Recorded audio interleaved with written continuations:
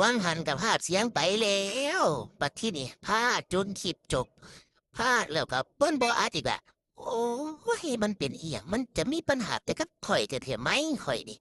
มันเป็นจังได้โอ้ยมาสิบ่จมนะสิบ่เว้าแล้วก็ได้เนาะเพราะที่เศร้าเฮ็ดคลิปสไตล์นี่แล้วเด้สไตล์จุ่มนี่ถ้าบ่จมมันก็บ่อาจคันเฮ็ดคลิปไปกินข้าวร้านนั่นร้านนี่เป็นสู่คลิปเอาโลดเลยอัดคลิปแล้วมันก็บ่อัด เฮานี่บอกว่ากินเป็นตาแซ่บของเขาแซ่บตำบักหุ่งแซ่บปิ้งไก่ก็แซ่บจังสันจังซีพุ่นเลยเป้าไปก้อยก็แซ่บนะมีแต่แนวแซ่บๆวันเขาบอกว่าแซ่บแซ่บตัดปุ๊บเลยโอ้ยให้ว่าจังไหนติให้ว่ามันบ่แซ่บถือจังไหนถ้าเราบ่แซ่บเดี๋ยวเขาล่ะเขาก็สิมาด่าเขาอีกล่ะเจ้าคือไปรีวิวหน้าข่อยจำซับข่อยบ่ได้รีวิวหน้าเจ้าเด้อยายเด้อ ข่อยบ่ได้รีวิวข่อยถ่ายซื่อๆบ่ว่าข่อยอั่นสิลงคลิปข่อยบ่ฮู้ว่าสิลงคลิปหยังอะนะ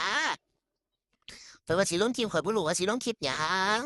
บัดทีนี้ข่อยก็บ่ได้เอาขาตั้งกล้องบ่ได้เอาไมค์ว่าเดี๋ยวนี้ลงไปข่อยก็เลยบ่ได้จัดฉากจัดหยังแล้วข่อยก็ถ่ายมันซื่อๆนี่แหละข่อยว่าสิมาพากย์เสียงเอาถ้าคันว่าพากย์เสียงเอามันก็แม่นอยู่แต่ว่าคลิปมันยาวเนาะคลิปบัก3 นาทีพุ่นพากย์จนแล้วมาเห็นว่ามันบ่อัดคลิปบัดทีนี้โอ้พี่น้องเอ้ยโอ้ คือว่าอั่นเส้นทางนี่มันบ่เหมาะกับเฮาติเส้นทางอันถ่ายร้านคนอื่นนี่คือข่อยเหมาะคือกินแต่บักหุ่งอยู่บ้านจังซั่นบ่ข้อยกินแต่บักหุ่งบ่มีปัญหาเด้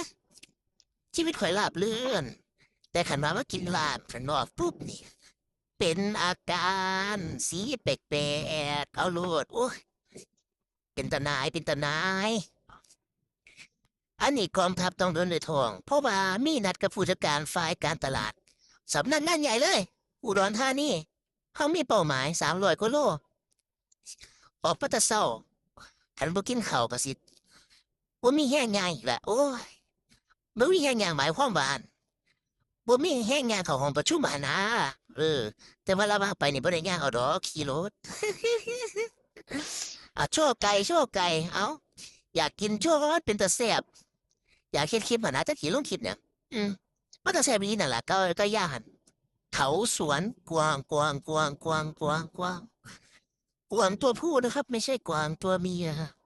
อื้อหือเอาแต่ว่าคงกับเผ็ดแต่ก็แซ่บอยู่นั่นล่ะคันบ่เผ็ดก็บ่แซ่บอะเนาะกินบ่ได้ก็น้ำตาย้อยขี้มูกไหลอยู่จั่งซั้นล่ะโอ้ยกินเป็นตาน่ารังเกียจเนาะกินเป็นตาขี้เดียดให้ผู้อื่นมันกินบ่เป็นคือข้อยบ่ฮึมันกินแล้วมันขี้มูกขี้ตาไหลคือข้อยบ่ฮึคลิปใดคลิปนั้น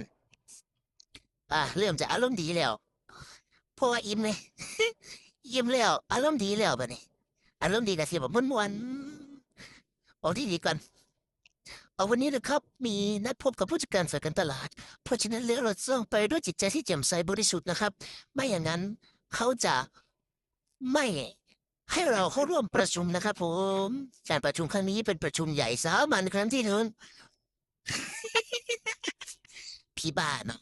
เอาสำนี่ล่ะก็สิไปต่อแล้วเดี๋ยวลอยคุณเด้อคอยบ่มามีเวลามานั่งบอกน้ำซุปเจ้าหลายดอกขนาดรู้มีเวลาบอกได้เด้เนาะโย่